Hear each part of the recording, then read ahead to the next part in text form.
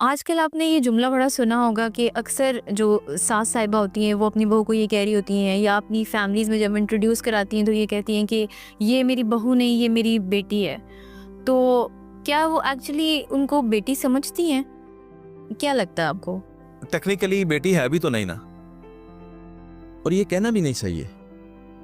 सास का ये कहना चलो एक मुहावरतन जुमले में इस्तेमाल करके सास ने तो कह दिया, बेवकूफ तो वो बहू है जो ये समझती है कि मैं सास की बेटी हूं।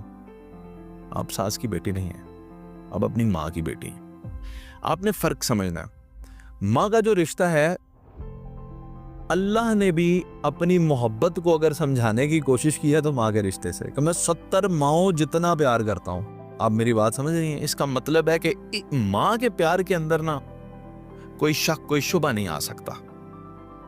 और माँ बेटियों की राजदार होती है, पर्दे डालती है। आपने दाल बनाई घर में, गलत पक गई, बाबा आए, उन्होंने खाई, उन्होंने एतराज किया, मैंने कहा मैंने बनाई है, आज जरा बेटी की तबीयत खराब थी उसने नहीं बनाई। माँ पर्दा डाल लेगी।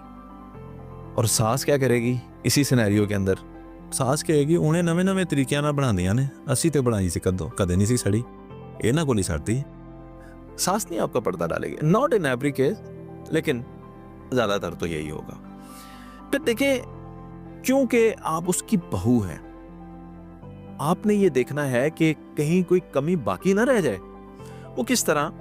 बाज़ औक़ात आप ये गौर कीजिएगा कि मैं ये आम घरों की बात कर रहा हूं जहां पे ये प्रैक्टिसेस होती हैं कि सास साहिबा ने कह दिया कि बेटा आज मैंने रोटी नहीं खानी, मुझे आज भूख नहीं है, मैंने दिन को कुछ खा लिया था। आपने भी कहा ठीक है, माँ जी नहीं खाती तो ना खाए, कोई बात नहीं। तो जैसे ही आपका शोहर घर आया, उनका बेटा घर आया, माँ जी क्या हाल है, ठीक है, भूखी बैठी हैं, मैंने तो जी से रोटी देती ही नहीं। वो आके आप पर बरसेगा, क्यों नहीं रोटी दी आपने? माँ वो कह रही थी नहीं, तो आप फिर भी देती। तो आप ये क्लिक क्यों नहीं होता कि मैंने अपना कोई काम अधूरा छोड़ना ही नहीं है, वो नहीं खाती आप बना के रख दें, माँ जी जब भूख लगी खा लीजिएगा। अब मेरी बात समझिए, there are ways to tackle.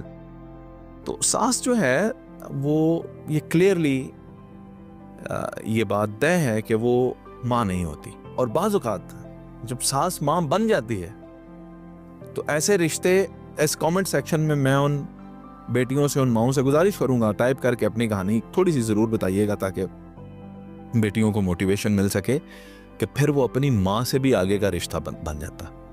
जब सास बन जाए ना माँ, तो फिर वो बड़ा निभा करती है। सासें भी ऐसी होती हैं दुनिया में। अच्छा, एक अब मैं और चीज़ आपको बता दूं, अगर कोई औरत ये चाहती है कि मेरी औलाद नहीं हो रही, आपने डॉक्टर से, मौलिद से मशवरा कर लिया, सारे टेस्ट आपके ठीक हैं, औलाद नहीं हो रही, सारे लोगों से दुआ, अपनी माँ से दुआएं ले ली, आपने पीर फकीर से भी दुआ ले ली, नमाजों सजदों में भी औलाद मांग ली।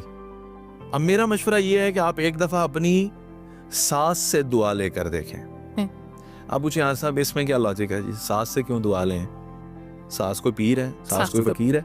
सास की दुआ मुश्किल है, आप ये बात समझिए। सास दुआ कैसे देगी? कितना उसका इत्मीनान का लेवल होगा, आप उसके लिए क्या जाके करेंगी तो उसके मुंह से अल्लाह दिनों औलाद देवे, अल्लाह दिनों पुत्र देवे। ये सास कब कहेगी? जब आप उसकी हद से ज्यादा ही खिदमत कर लेंगे। तो मुश्किल है सास से दुआ लेना, लेकिन जब सास दुआ देती है तो मैं ये समझता हूँ कि उसमें बड़ा असर होता है, क्योंकि दुआ होती बेसिकली वो है जो किसी के दिल से निकल जाए, किसी के भी दिल से निकल जाए।